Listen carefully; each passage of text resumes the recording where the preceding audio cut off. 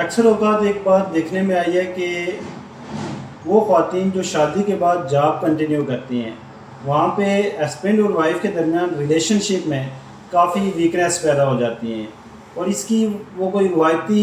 وجہ نہیں ہے کہ ہسبینڈ ایگری نہیں ہے جاب کرنے کے لیے، لیکن پھر بھی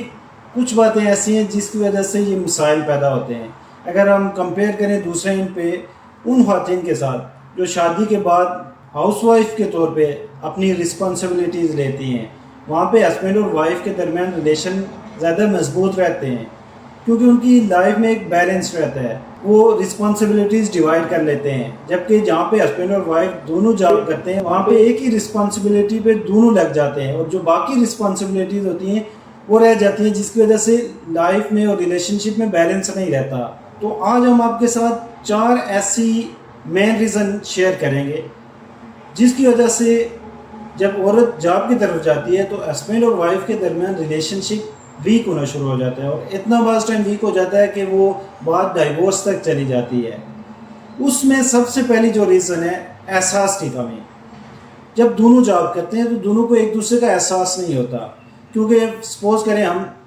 صبح ہسبینڈ نے جاب کو جانا ہے، ساتھ میں وائف بھی جاب کی تیاری کر رہی ہے، دونوں ایک دوسرے کے لیے کچھ بھی نہیں کریں گے، اپنے لیے کریں گے۔ اس کو اپنی جلدی ہوگی، ہسبینڈ کو اپنی جلدی ہوگی، اپنی تیاری میں لگا ہوگا۔ کمپیئر کریں کہ اگر ایک عورت جو ہاؤس وائف ہے وہ اپنے ہسبینڈ کے لیے ناشتہ ریڈی کرے گی، اس کا ڈریس پریس کرے گی، اس کے بیگ کو ریڈی رکھے گی، ساری فائلز ارینج ہوں گی، ہسبینڈ کے لیے کوئی ٹینشن نہیں ہوگی کہ میری یہ چیزیں رہتی ہیں، اسے ناشتہ ریڈی ملے گا اور ناشتہ کر کے نکل جائے گا، واپس آئے گا تو سیم سچویشن، ساری چیز کھانا تیار ہوگا، گھر کی سیٹنگ ارینجمنٹ سب چیز ریڈی ہوگی، تو اس کے دل میں ایک احساس پیدا ہوگا کہ اس کی وائف اس کے لیے کچھ کرتی ہے۔ سیم وائف کے دل میں احساس پیدا ہوگا کہ ہسبینڈ ڈیلی کام کرنے جاتے ہیں، وہ ہمارے جو اخراجات ہیں، ضروریات ہیں، یہ ساری چیزیں پوری کرتے ہیں، تو میوچلی ان کے درمیان ایک احساس پیدا ہوتا رہتا ہے۔ اور یہ وقت کے ساتھ ساتھ جو آپ ذمہ داریاں زیادہ لیتے ہیں، آپ ٹف رسپانسبلٹیز پوری کرتے ہیں، تو یہ احساس بڑھنا شروع ہو جاتا ہے۔ اگر ہم دوسری طرف دیکھیں جہاں پہ ہسبینڈ اور وائف دونوں جاب کرتے ہیں تو ان میں اس طرح کے احساس کی بہت کمی ہوتی ہے، جو مین وجہ ہے کہ ریلیشن شپ ویک ہونا شروع ہوتا ہے۔ اب جو دوسری مین وجہ ہے وہ ہے ایک دوسرے کی بات پہ کمپرومائز نہ کرنا۔ جب آپ کے ریلیشن شپ میں احساس نہیں ہوگا تو آپ ایک دوسرے کی بات کو کمپرومائز بھی نہیں کریں گے۔ کمپرومائز وہاں پہ کیا جاتا ہے جب آپ کو دوسرے کا احساس ہوتا ہے۔ پھر جب آپ کو احساس ہوتا ہے کہ یہ بندہ، یہ انسان،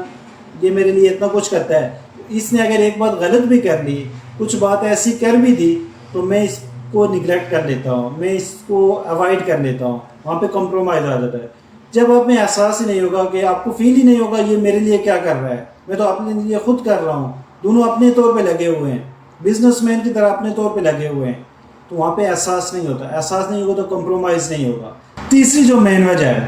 کہ آپ کے پاس کوالٹی ٹائم نہیں ہوتا ریلیشن شپ کے لیے، آپ کے درمیان کمیونیکیشن گیپ ہوتا ہے۔ جب آپ کے درمیان کنفلکٹ چل رہے ہیں، آپ کو ایک ٹائم چاہیے ہوتا ہے ریلیشن کو سمجھنے کے لیے، آپ کے درمیان کمیونیکیشن ہونی چاہیے، آپ اپنی پرابلم کو بیٹھ کے سالو کریں،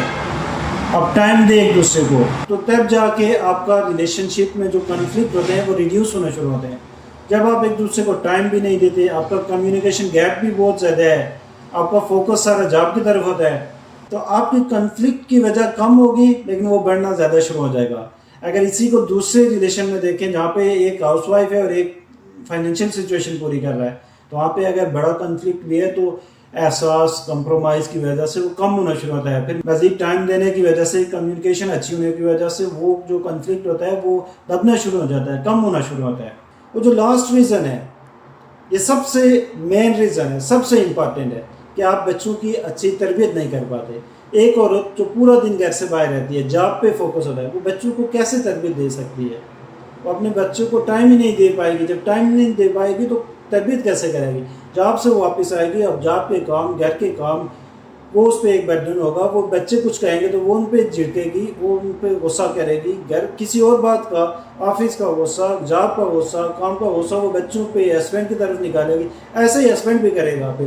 جب وہ گھر کا ماحول ایسا ہو جائے گا تو وہ پھر دونوں طرف سے کیا ہو جائے گا، بچوں کی تربیت افیکٹ ہوگی۔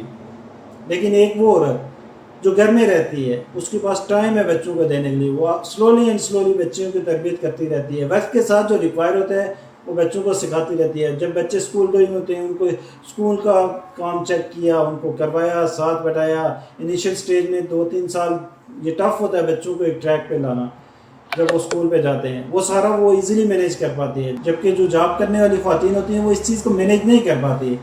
جس کی وجہ سے ہسبینڈ اور وائف کا ریلیشن ویک ہونا شروع ہوتا ہے۔